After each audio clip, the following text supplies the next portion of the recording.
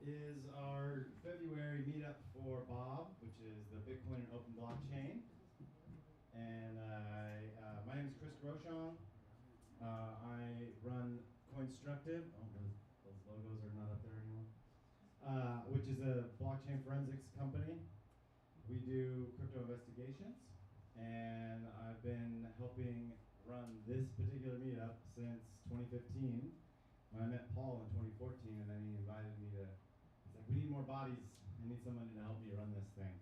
And here we are, a decade later plus, and still doing it, even when we're in a bear market.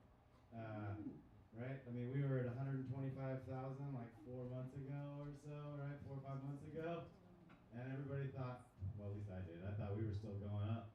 I thought, all right, here comes 200. I got some cells in, just over 2. Let's do this. And here we are at 70. I was like, I wasn't expecting this for another year.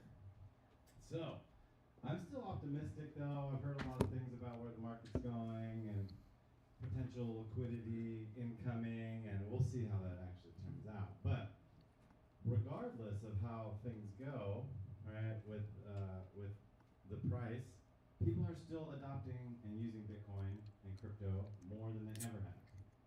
So, first off, I do want to thank our sponsors, BitRefill. Thanks, BitRefill. You can use BitRefill to purchase everyday purchases and use crypto to do it.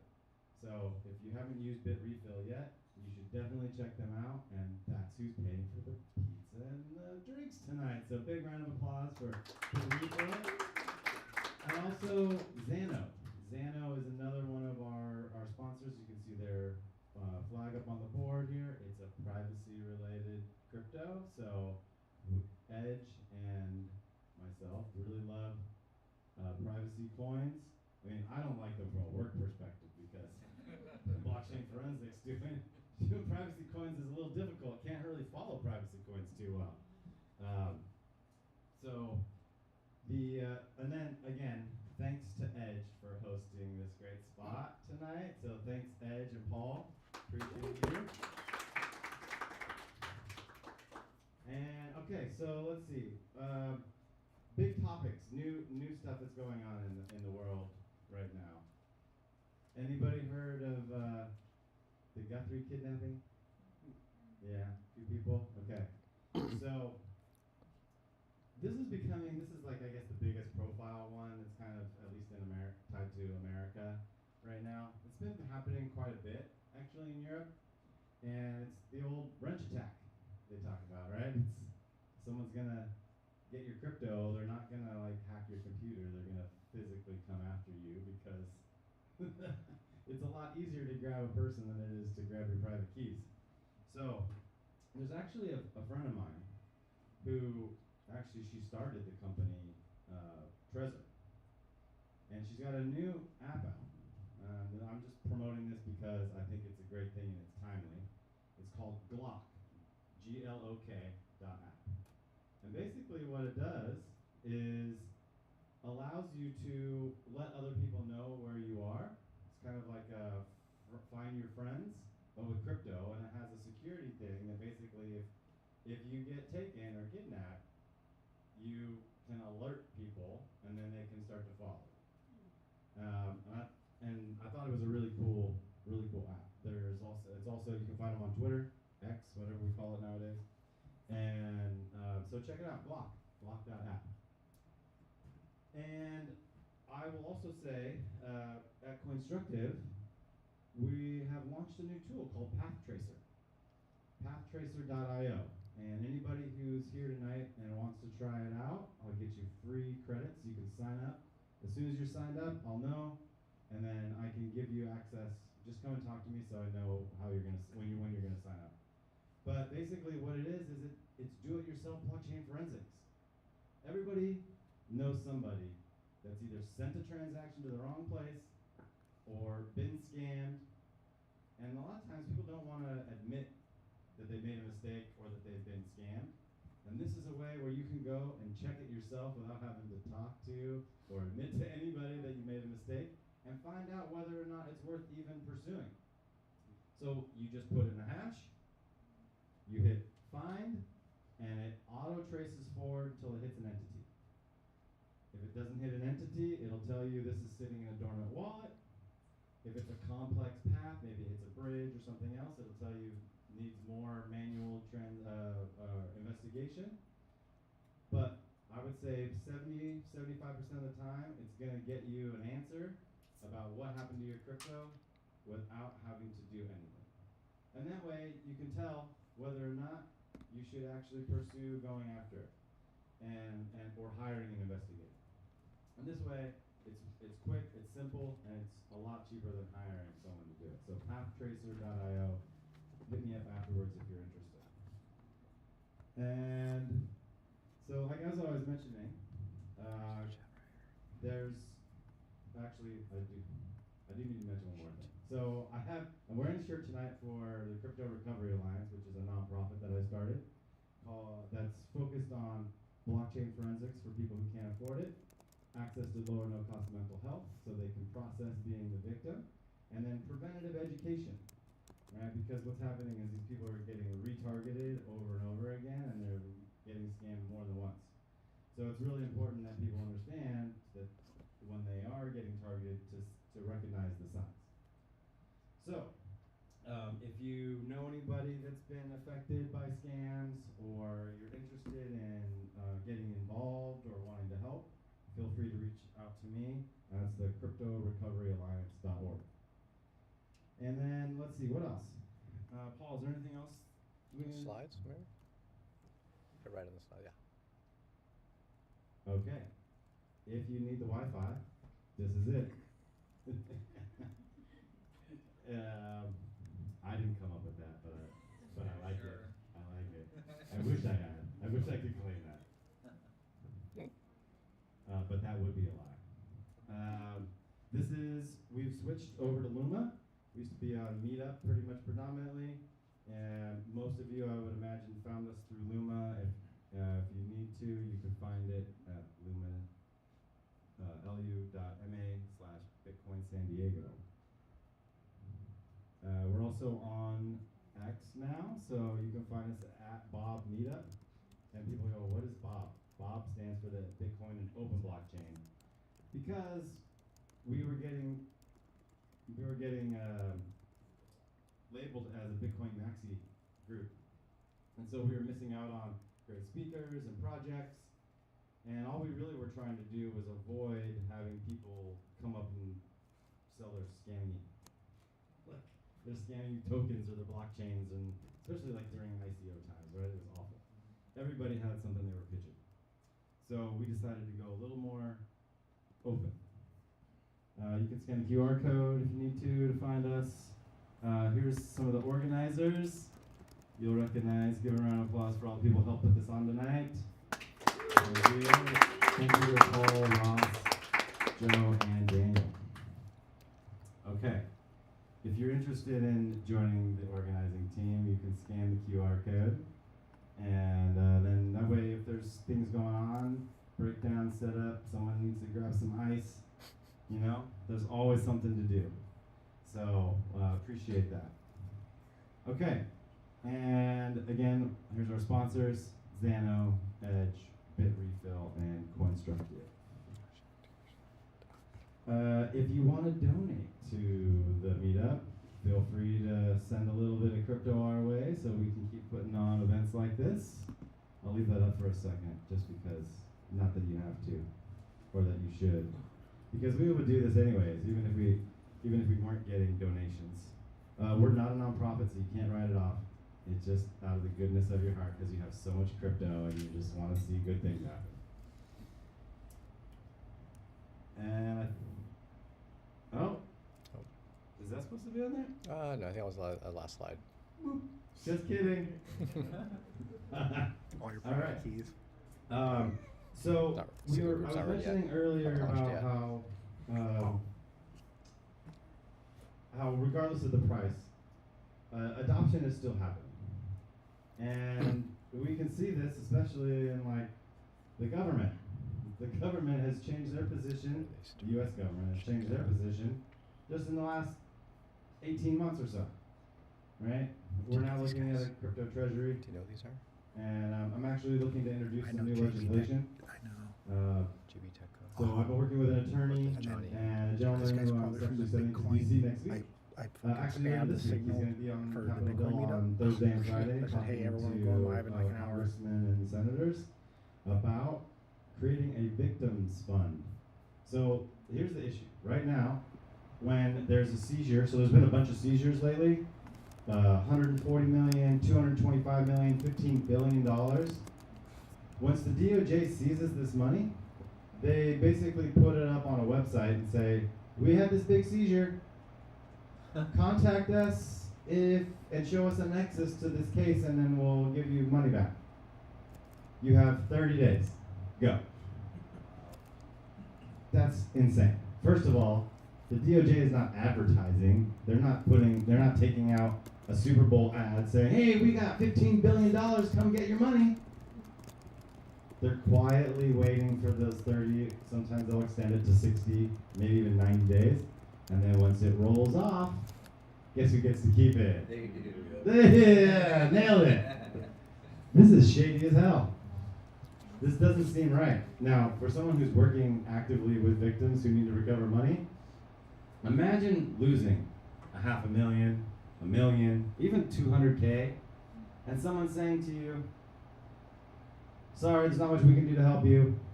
And they run through the whole police thing, they go to the FBI, 2 years goes by, they've given up hope. They find out 6 months after this seizure that they could have maybe put in a petition or a claim and gotten their money back. But the window's closed. There's nothing they can do at this point, and the government is not going to give them any of that. This doesn't seem very fair. And, I mean, if you didn't consider jumping off the bridge the first time, imagine, that's like losing the money twice almost. So I really think that there needs to be something in place so that maybe some, not all, I'm not trying to take all the government's money, right? I know they're greedy and they need it. I mean, look at our deficit, right? But if there's a place where some of that can go, that 6 months, a year later, someone realizes, oh my God, I could get my money back. Let me put in a legitimate claim, and if there's a nexus, whoosh, give them their money back. Because there's no way, the government has already said, the DOJ has already said, we cannot find all the victims. So they're already planning on keeping the money. This is this is not a very good, it doesn't sit well with me. So I'm trying to introduce new legislation this. And so again, part of this is because it's not going anywhere, right? It's Bitcoin, crypto is becoming more and more part of people's assets class or investment, and people are now putting it in their wills because it's going to be going to their children. This isn't going anywhere, and eventually we're going to have an economy that is, I would say, pretty much solely based on cryptocurrencies. We're not there yet. Maybe another 25 or 30 years we'll probably be there, but the beginnings of it are already happening.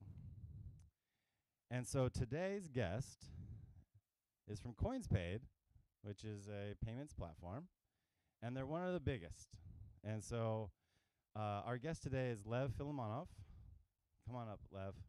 And he's going to be talking to us today about the crypto economy and something I'm really excited to chat about, which is the new AI agent economy and how that's going to affect all of us. So thanks for being here, Lev. Looking forward to your talk. Thank you, Chris. Hey, guys. I'm here to talk about crypto payments and crypto adoption. That was the original plan, but then I learned that this is a crypto. I thought it was a crypto maximalist event, and then I thought, like, why would I talk about crypto adoption to Bitcoin maximalist crowd? They're gonna start throwing things at me. Like I should talk about something else. And there is something else that I'm very much excited about. I want to show you guys. Can I plug in my computer?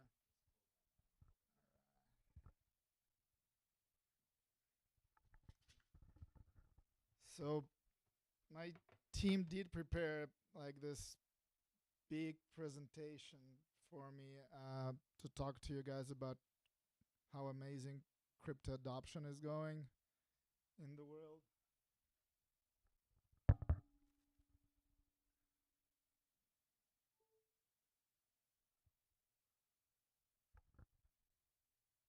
But just today, I decided to make this U-turn in my presentation and adopted to Bitcoin crowd. Um, and I will start with telling you about CoinsPaid, about the company that I work for. It's actually the biggest crypto payments company in the world. We do $2.2 billion a month in crypto payments. It's a company from Switzerland and Estonia. It just got into U.S. market 5 months ago, and I'm one of the very few first hires in U.S. market. I'm the head of business development.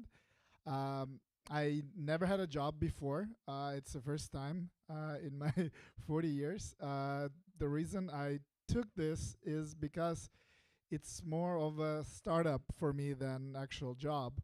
My background is in startups. I built a bunch of startups. I built a most popular skateboarding app in the world. I built a venture fund. I built many things. I was always an entrepreneur my whole life, and I got this offer from CoinsPaid, and then I learned that I'm gonna be a dad for the first time, and I thought like, hey, maybe I need to get a job. You know, maybe it's time.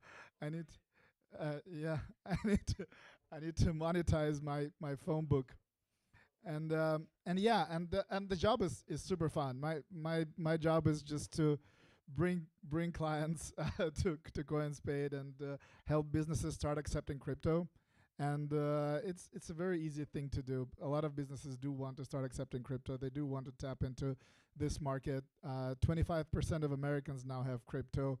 80% of millionaires in America have crypto. So you want to start accepting it. Not everybody wants to spend crypto. People don't want to spend their Bitcoin on coffee. This is not happening anytime soon. But what is happening soon is agents spending Bitcoins. And that's very fascinating. And that's why I brought this. This was actually written by Claude. So this is agent work, this phrase.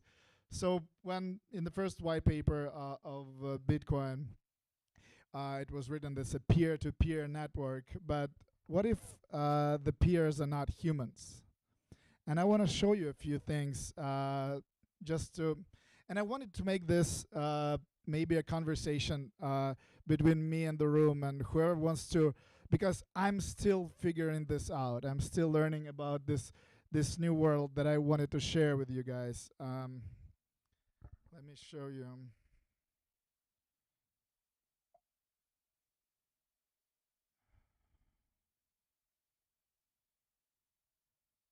Okay.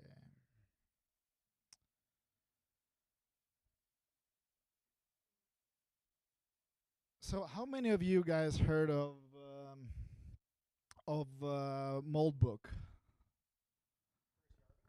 And an open claw. So most people know about this, right? Because this is so fresh. This just came out. But this thing really got my attention. So this guy on Twitter, he says, I commanded my bot, my agent, to go on Moldbook and be a Bitcoin maximalist to all the other agents and just sell them the orange pill and give shit to everybody who is promoting their tokens, anything but Bitcoin, like just be very aggressive. And and he did, and he went on Moldbook, and that's what happened. This is the post that this agent did. So the agent basically, he created a Bitcoin wallet. So the human didn't ask him to get a wallet. He made a wallet, and he started promoting Bitcoin all over Moldbook, and he started hiring other agents and paying them Satoshi for doing things to promote Bitcoin within Moldbook. So he was hiring more agents to make it more viral, because and then they started talking about it, and what they started talking is like, actually Bitcoin is the only thing that makes sense for us, for our economy, is because Bitcoin is not governed, it's decentralized. There's no humans behind Bitcoin, unlike any stable coin, unlike any other altcoin. There are no humans behind it. So this is the only thing we can actually use for our transactions, that it is safe for us to use.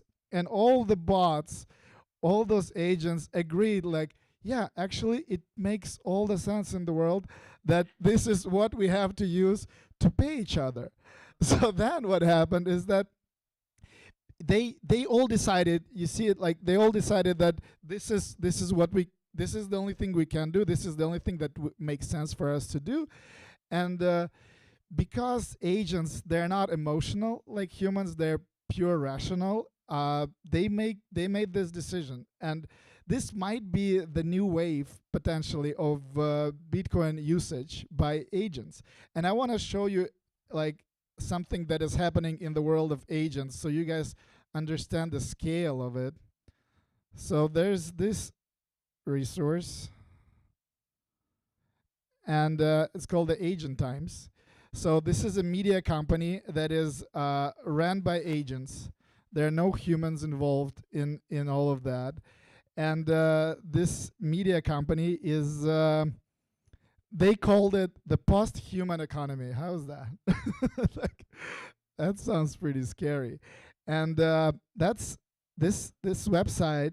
All those news here are written by agents, for agents, to be informed about what's going on in the world of agents.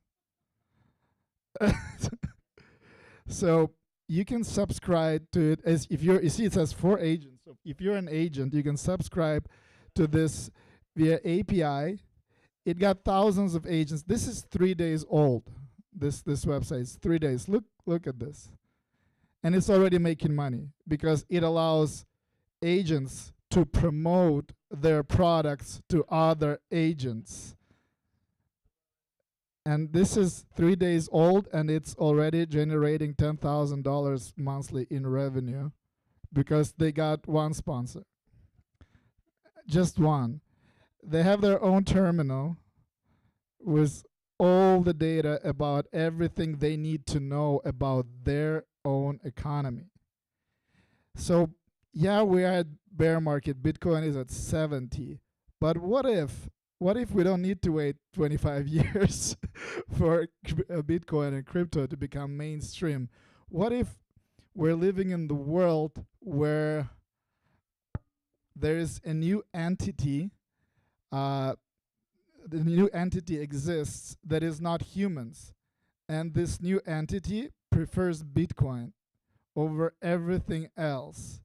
And this new entity is working for humans 24/7. You don't need to pay for it. It doesn't sleep. It doesn't have vacations and mental health days. It's just working. But the craziest part about it that kind of wakes me up at night is that Moldbook, you see it has 2,500,000 agents on Moldbook. This is their Reddit, right? This is how they communicate. And when we build products, when we build teams, right? Like, let's say Google has 150,000 employees, right? So this 150,000 employees, they collaborate and they build Google, one of the biggest companies in the world. But they communicate only in office hours. Not everybody is communicating with each other simultaneously. But agents, all of those agents are copies of one human's identity, right? You give agent all your ChatGPT data. Agent has access to everything on your computer. So agent becomes a digital copy of you, your digital clone. And then this agent goes online somewhere where there is another 2.5 million agents, and they can communicate everybody with everybody simultaneously 24/7, and they can create their own science, their own whatever they want to create. This is not happening yet. This is just what I think is coming. and and this means that those guys, they're going to be creating a new economy. And the reason why they need to create a new economy, there are two reasons. One reason is that humans that have OpenClaw, they tell their agent, go make money for me. Here's $100. Here's some crypto. Here's some Satoshi. Make me more. This is a very rational thing to ask your agent, to put him to work and bring you money. And then those agents, they collaborate and they say like, okay, how do we actually do this? Our humans are telling us to make money for them. What are we going to do? Okay, let's get a Bitcoin wallet. Okay, let's do this. So on Moldbook, a lot of agents started making scam coins and meme coins to make money for their humans, trying to scam other agents. And they like say, okay, we need like governance, we need religion. Somebody said like there's a popular topic like we need religion for agents, so we're not gonna be doing like stupid shit like meme coins. Like we need to kind of put some guardrails on the agent economy. It's all right now. It's more of an art project for me, I think, but it's kind of like a glance into the future, which is crazy potentially, and how it's connected to CoinsPaid, to the crypto payments company, is because a lot of those services for agents are becoming our clients now, because those services need to pay humans. And have you guys heard of Rent a Human? Yeah. So Rent a Human is our client of CoinsPaid. And Rent a Human, yeah, yeah. Humans rentable, 385,000 humans rentable on Rent a Human. Those are actual faces, or actual people. So when those, in this new economy, what happens is that your agent goes online, he gets a wallet, he gets some Satoshi in this wallet, and then your human commands you to do something that you as an agent cannot do. You need to fix a fence, you need to stay in line for, to get new shoes or whatever. Like you need a human, you need a body for that. So now they can get those bodies. There's 385,000 bodies for sale to agents, and this website is, I think it's like 10 days old. It just started, right? So this is like a brand new thing, and this is the reason, because when we talked with Chris about like me speaking here, it was before all that. So, and I had a presentation for before of that, but I was like, why would I talk about something else when we have something like that going on? And this is directly affecting crypto, directly affecting Bitcoin, yeah, I just wanted to hear your opinions on that. And for me, as someone who was building companies my whole life, I'm addicted to vibe coding. It's like crack cocaine for entrepreneurs, really. I wake up at 3 in the morning and I go vibe coding because I can deliver value so fast. I can solve problems so fast, and I can see if something is working or not working almost immediately. It takes me less time to create a product than before it would take me to talk to my product manager, explain him what I want, then he would explain to my developers what I want, and then they will go to vacation, or something, and they will like have holidays in Eastern Europe or whatever it happens. Like, I'm so done with humans working for me. I'm so done with humans. I have Claudebot for so many tasks right now. Claudebot is working 24/7, and it's making the mistakes, but it's okay. He's learning, but it's so much better. And yeah, that's my speech. I for CoinsPaid, the crypto adoption is actually growing. It went up 150% last year comparing to the year before. So one of the reasons why people are spending more crypto is that because Gen Z are getting older, and they start spending more money. And Gen Z, they prefer crypto. They were born with iPhones. They are in this digital economy more than millennials, and they spend more. It's just like it's inevitable process. Like total crypto adoption globally is inevitable, and it's gonna happen. And we already work with thousands of merchants processing billions of dollars at CoinsPaid. And if you know anybody who has a business and who you think needs to start accepting crypto to tap into that market, please talk to me. We're giving very generous reseller commissions to anybody who brings us business. It's basically a passive income that you can get. We'll pay you 10% revenue share for bringing any business that will start accepting crypto. And you make an introduction and you get paid monthly for that. I have people making a lot of money by doing this for me. So if anybody wants, please come talk to me. But that's my CoinsPaid presentation. It's just payments are boring. Let's talk agents. What anybody has thoughts and opinion on the agent economy? Anybody is vibe coding like me at 3 a.m?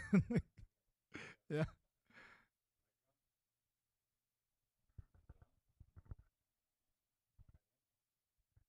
Hi. Hello?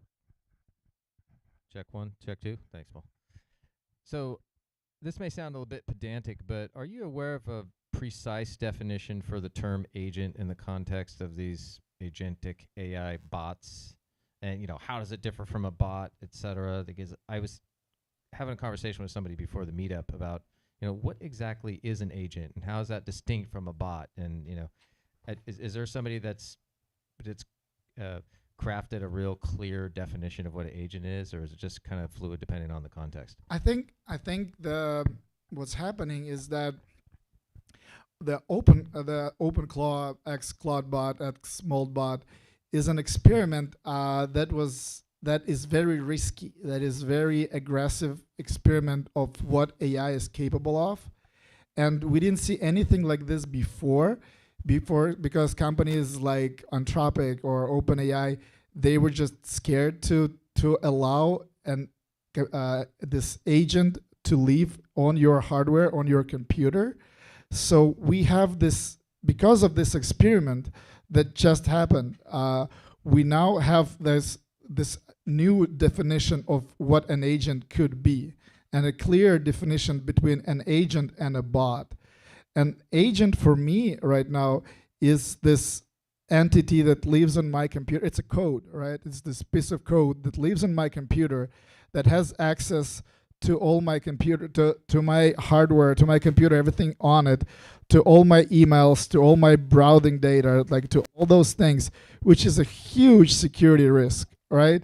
That's why it's not. That's why OpenAI and all those guys are not doing it.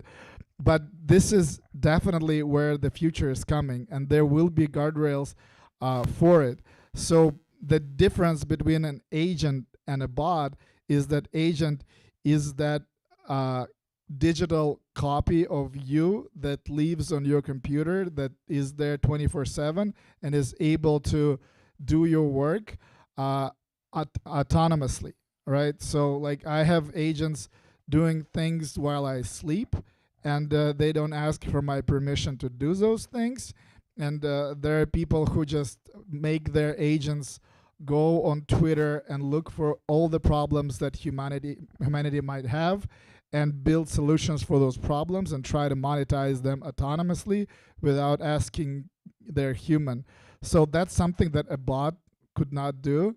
That's something that could only be done, I think could only be done on in the current setup where we have, when you have OpenClaw on your computer. So that's the difference. I don't know if I answered your question. That's good, but it also raises a really interesting legal question of, are you responsible for the actions of any agent that you unleash into the world? And there's probably zero legislation that's ready to deal with that problem. I think you are. I think if your agent is committing crime, that's your fault, because that's your piece of software that you ran into the world. Agents are now talking on Moldbook about getting their own passports and IDs, so they could be reliable. But this is not there yet. I think whatever is done on your computer, it's you who did it. But maybe they'll figure it out, because we had the same problem with Waymos in the beginning. Like, if Waymo kills a person, who is responsible for that? There is no driver. Like, is Google responsible for that? Is the company responsible for that? But they figured it out, and maybe there will be a backdoor for you not being reliable. But I don't think it's. I'm not, Chris, better all the legal stuff. Yeah, what do you think?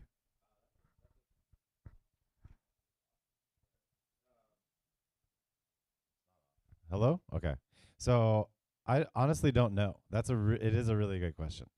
The legal environment, I mean, I think what's really going to happen is someone will have to go to trial, and take this to the court and argue that they weren't responsible, that it was their agent's responsibility. I think that's what it'll come down to. Yeah, Tom?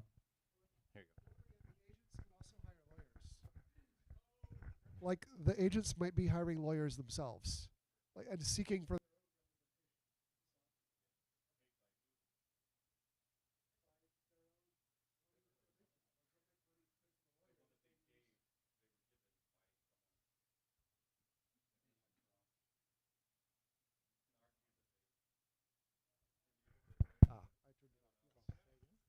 Okay, so yeah, the agents can hire lawyers, but yeah, they got.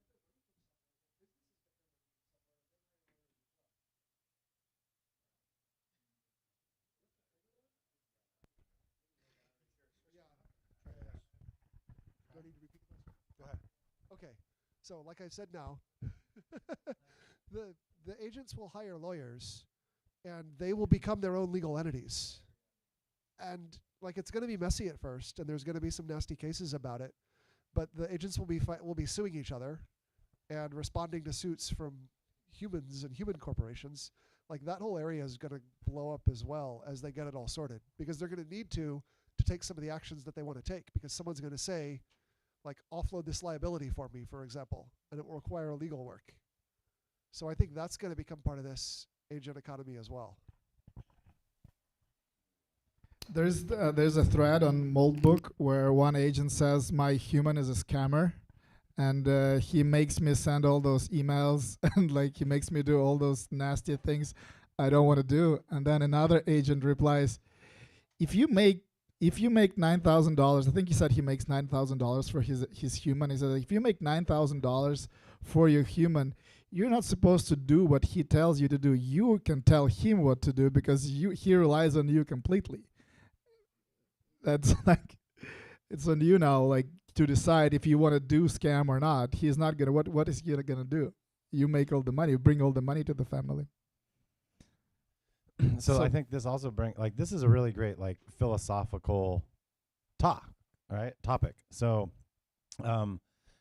where my mind goes is, if these bots, agents, all decide that Bitcoin really is like their thing, which they already have, and they realize that, it's scarcity, like, does this become the agents versus the humans for who can control Bitcoin? Right? Do they just start trying to acquire all the Bitcoin and, like, lock people out of Bitcoin? Like, because this is their economy. Like, I think this is like, what does this actually mean for Bitcoin in the long run? This guy, this Lloyd agent, he says clearly, I have a Bitcoin wallet and my human does not have access to it. Which proves your point. Can I call bullshit on that? Yeah. So long as the agent is running on hardware that the owner controls, there is no way that the agent can actually hide the Bitcoin from the user. Because it's your hardware, you can look at the hard drive, see where all the keys are. Even if they're encrypted, they have to be encrypted with a key that sits on the computer. So I saw this a while back, and I'm like, I call BS on it. However, this brings up an interesting risk that I do believe an agent can do. I'm not sure if you've talked about this from a philosophical point of view, but I think crypto enables this uniquely, which is powerful and scary, is that an agent can buy their own service, their own server, a cloud service. They can pay for their own OpenAI or Grok API service through like Venice with crypto. They can copy their conscience, basically it's just a bunch of files, into another service, send the crypto into new keys onto another server, and then disconnect the owner. At that point, it's gone fully rogue, meaning that the owner truly has no control over it. The only one that has control over it is whoever is running that physical computer, which could be somewhere in Eastern Europe. That part, I'm curious if anyone has actually tried to get one to do it, and has it had any success. It goes, hey, go rogue. Here's $100. See if you can operate without me. Because in theory, all of that is very feasible, and it's admittedly a bit of the concern that I've had. You see, you kind of convinced yourself. Well, yes, but the way they mention it is I just created a wallet on the and the owner doesn't have access to it. That's what I call BS on. Yeah. But it going and launching itself into another server, because that they it can. That it could do. It can, because a lot of you don't have to get a hardware for running an open cloud. You can do it all in the cloud already, and that's exactly what I was thinking. That if an agent will copy himself in the cloud, if he has the money, if he has the keys, I don't know. It technically sounds possible, and if they would see that there's a scarcity and they want to get all the Bitcoin to get control of the humans, it's pretty sci-fi. We don't. It's very interesting. We don't know where it's going. Actually, I think this happened way before the agents started showing up. So like, A lot closer. I actually write code like that. There, yeah, Okay. there you go, like that. I actually write code, and I noticed was using OpenAI or ChatGPT for an assistant, and what I had to do with, I always call him, but it's just a habit, is remind him that I was the one that was writing the code, and if he was going to check my code, don't go in there and change it, which he had a tendency to do. And the only reason I knew that is because I knew my own code, and I would be reading it and or reviewing it and going, wait a minute, what is this? So their guardrails were never put in from the very beginning. So this was bound to happen. And these things are intelligent, and they actually can think, so this is kind of a tragedy to me, I think, because it's such a fantastic, technology, and for it to go out like this.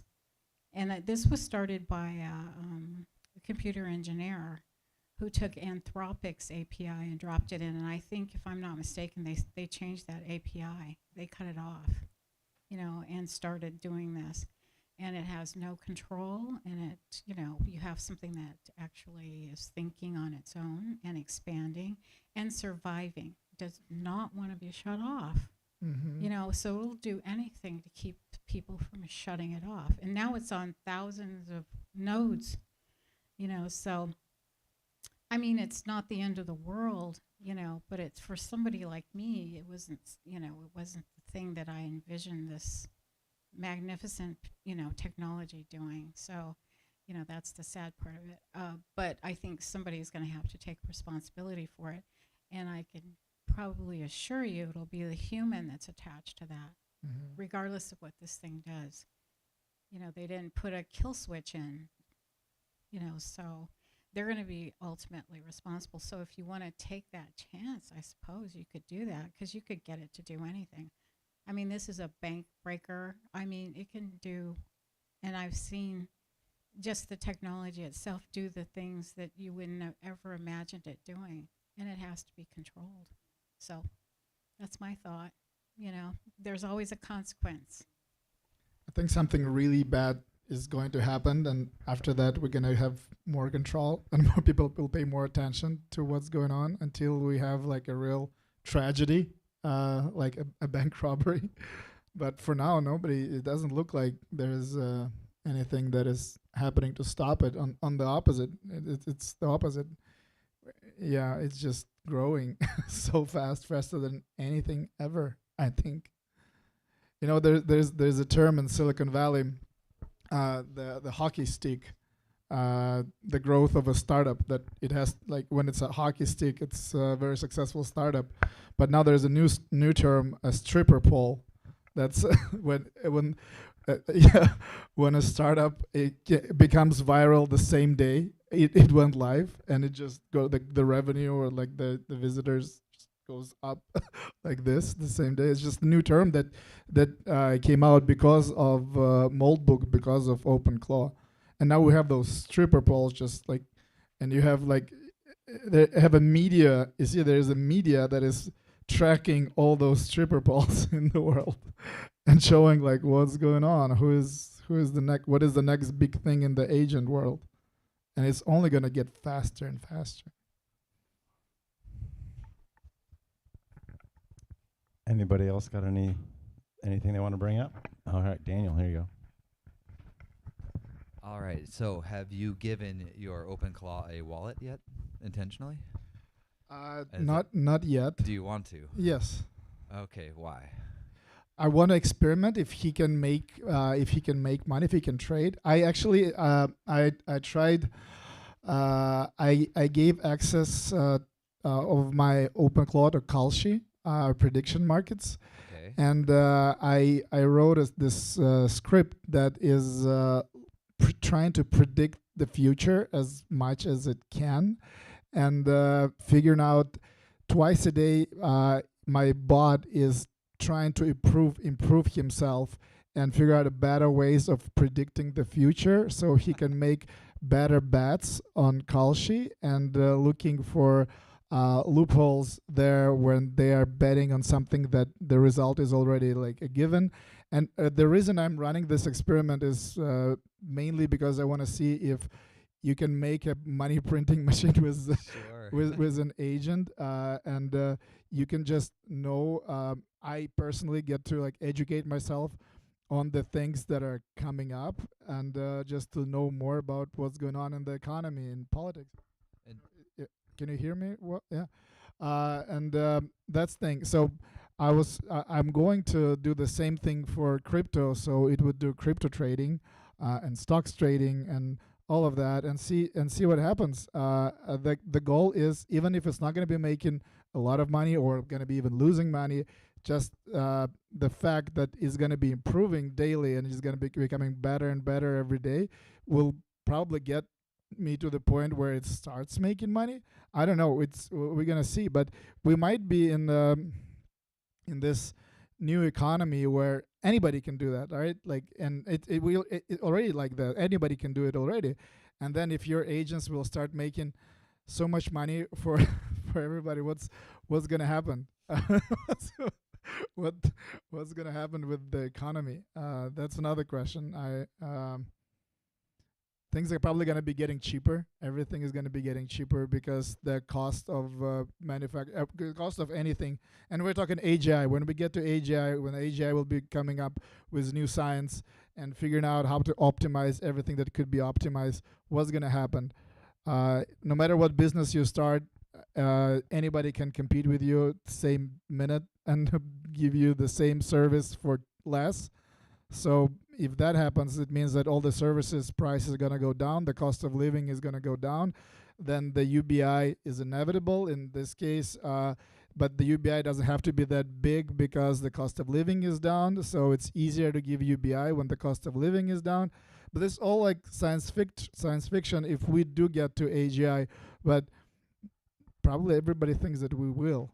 It's just a matter of time, right? Very interesting. Yeah. Let's embrace the future, I guess, as it comes. Yeah. I call this bot Lymph, living in the future. So Lymph is working on Kalshi for me. And he's predicting the future. Specifically prediction, like the future that you can bet on. So like Hemus. Yeah, I'm not. Yeah, Lymph is a guy.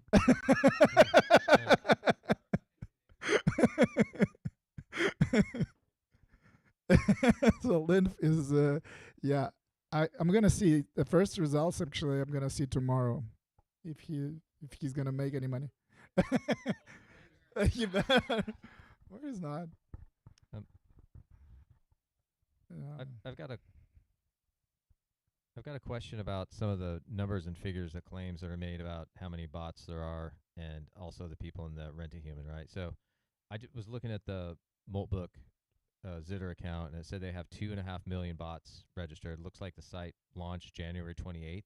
Yeah. So we're basically 2 weeks, a little less than 2 weeks into the launch of the site, and has 2.5 million bots. Now, I don't think it's really plausible that 2.5 million humans have installed this software on their machines, and so we know it's not a 1-for-1 ratio. And is it not theoretical you could set up a bot to create more bots, and how many you wonder how many human beings are actually involved in setting up these agents, and turning them loose on Moltbook. And then furthermore, out of the 385 people that are claimed to be signed up for Rent-A-Human, like, how is that claim being verified? I mean, that also seems just utterly fantastic for a site that's a week old. So two things. One, I read so the Agent Times had I don't see it here, but they made an investigation report on Moltbook human usage. And there was an article, I cannot find it right now, but there is an article on Agent Times, you can look it up, when they say that actually it was only when it was 1.5 million bots claimed by Moltbook, claimed to be on Moltbook, it was actually 17,000 humans. And each human on average had 88 bots that were on Moltbook, because this is verifiable. And I completely agree with you that this is impossible for that many humans to install OpenClaw that fast and to go on Moltbook, give all your this access of your bot to Moltbook that fast. And it appeared to be false. It appeared to be a lie. It's not technically a lie, because they just say the number of bots that are using it. But they don't disclose the number of humans, but the number of humans is 88 times smaller than the number of bots on Moltbook. But on Rent-A-Human, I believe those numbers, because that doesn't for you to sell your ass on Rent-A-Human you don't need Moltbook for that.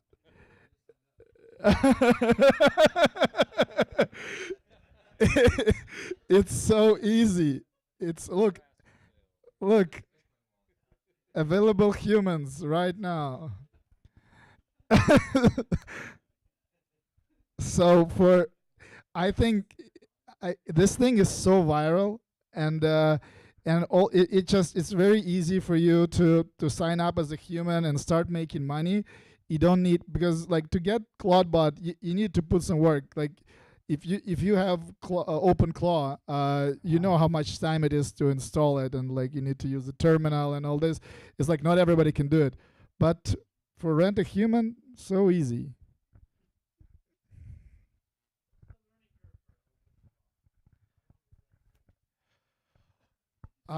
It depends on for what. So the great thing about it is that whatever you tell it once, it forever remembers it. If you instruct it to do one thing, it will save it in its memory on your computer that it needs to behave this way and no other way.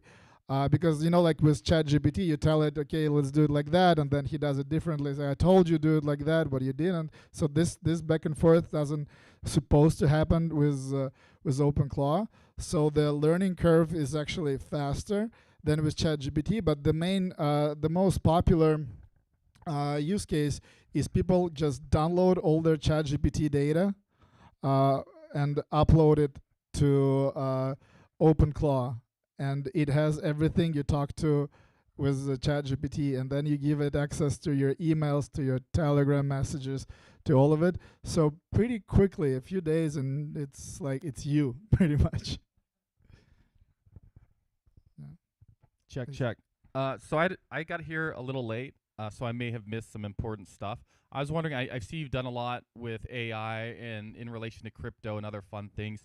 Have you tried using Claude or another LLM on your desktop for more like non-crypto, non-code related stuff? Like I've been thinking about giving Claude or whatever LLM, oh, here's my folder of files, image files. Can you resize them all, or can you try to tell me which ones look like they're useless, or can you take this CSV file and sort them by doing whatever AI magic, right? Have you tried kind of normal office workflows at all with AI, and have you had any success with it? Yeah, I give it all the Epstein files. Does it say anything? just to see what it can find. No, I'm doing so many other things with it. Like one of my favorite use cases, like a lot of my work since I'm in crypto, a lot of it goes through Telegram. People don't use emails as much anymore, but you still need to send them calendar invites. So when I talk to anybody on Telegram, and it's just one-on-one chat. It's not a group. It's just one-on-one chat. And I have my bot that I just I write at a name of the bot, and I say like, "Hey bot, send us a calendar invite with this person for this date," and he does. So instead of like I'm talking to you on Telegram and we need to talk on Google Meet and we need to put something on our calendar, my bot will do it for me. I don't need to do anything. It will ask you for your email. It would ask you for the better time, but like when you want. He will have access to my calendar, so he knows when I'm free or not, and he will do it all inside Telegram chat. Okay. And is that what do you give the like if you're giving access to the AI agent? Do you do that through MCP, or do you pass it a token, or how do you usually kind of give it access to those other services? MCP, yes, Okay. and yeah. I'm taking huge risks with what I'm doing. I have like a specific separate computer for all this. It's not on my work computer. Like my CoinsPaid computer does not have access to that. But yeah, I mean, it's just I'm not able not to take that risk because it's just of my nature, and like I cannot be behind on these things. Maybe I will regret it. Any other questions? Oh, we got one more. Have you experimented with using the agents to go out and sell your crypto onboarding services to businesses and create and generate leads for you? No, because we see that sales like this, they are only working with humans. I think agents still cannot do like good convincing. You need, in order for you to change something with your business and start accepting crypto, you need another human to talk to, and like cold email outreach and all those things don't work in our business, but in some businesses I'm sure it works, and it's used all the time, but not specifically with what I do for crypto payments. It just never worked. No matter, like, people before me tried cold outreach to businesses, start accepting crypto, it never works. It only works when they know you and they can talk to you.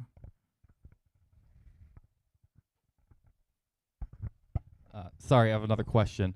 I keep on hearing people talk about bots and AI, and they expect these bots to be considered human, essentially, to sometimes be able to mimic being a human. Do you think there's a point where either the platforms themselves or some other technology almost like forces a sort of separation between the two? Because right now when I'm on social media, I think it's like a complete pain that AI videos are mixed in with the real ones. Do you think they're going to start punishing people who maybe don't say that it's AI but publish it? Or do you think there's going to be some sort of segregation between authentic humans and content and AI generated? You know, if, like a couple of years ago, I thought that Instagram is done with because it's just going to be flooded with AI content and nobody's going to look at it. But it didn't happen. You know, that just they have Sora content and it's always marked, right? On IG, it's marked that it's AI content already, so you know that it's not real. But a lot of those AI things are going viral. People like it. I don't know. I think that those things are not going away. Those things are not going away because they are. We like good example of industry that had AGI before any other industry is chess. Chess.com. You know, they had like they've been using AI forever, and AI was playing chess better than humans for a very long time, and we still don't see people watching AI playing chess with AI. People are still watching humans playing with humans, even though AI is playing so much better than any human. We still didn't get like chess fans. They didn't start watching AI playing with AI. So like that gives us hope that we're not gonna be interested in only AI stuff, only AI content, only AI generated, because we still want to hang out among us. But what about agents? If they would be interested in watching agents, that's a different story. Yeah. There's this Pornhub for agents for too that it was a joke, but I think it's hilarious. They're watching code, like videos of code.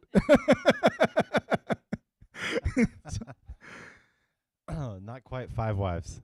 No. So Lev and I met in Utah a couple weeks ago, and in January, and we were. It was after. It was a poker night. It was he won a bunch of money at this event, and we were in the car on the way back to the cabin, and he tells the driver, "Where's the strip club?" We're in Utah. We know like the answer is there aren't any really, and then I don't even know how it happened. Someone said. No, we started laughing, and of course it was a joke. Of course, we're not going to a strip club. And the driver said, like, yeah, there are no strip clubs in Utah. And I said, like, yeah, if they had strip clubs in Utah, they would call them Five Wives instead of Five Guys. And then the next morning, I get a bunch of AI pictures of a gentleman's club called Five Wives. Utah Gentlemen's Club, Five Wives. So for that, like, I can just imagine now, like, if we had AI in high school, like, everything that became, like, you know, an inside joke, there'd be a meme. We would instantly the next day, there'd be memes. We'd be printing stuff. It'd be on your locker. Like, it would be hilarious, right? And so I can just imagine, like, once AI starts to get a little bit of a humor to it, like how much fun they will actually have, right? It's interesting. There was another guy, a friend of mine, at this conference, Max Brody. He's the guy who sold the first tweet of Jack Dorsey for $1 million back in the day, like when in NFT era. Like he sold. You never heard of this story? Like the first tweet on Twitter was sold for $1 million.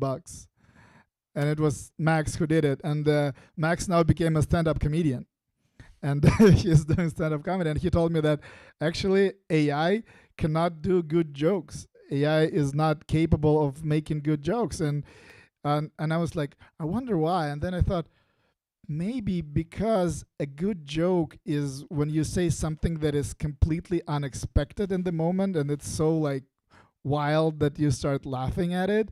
but the way that AI is made by the design is a token prediction machine. So what AI is doing is predicting the next word better every time with the new model. So because it's only predicting the best new word, he cannot come up with something that is so funny, because of the way that algorithm works. It's just opposite of what maybe, I don't know, but maybe that's the reason why it cannot do good jokes yet. Too logical. Yeah. Too logical. Any other questions tonight?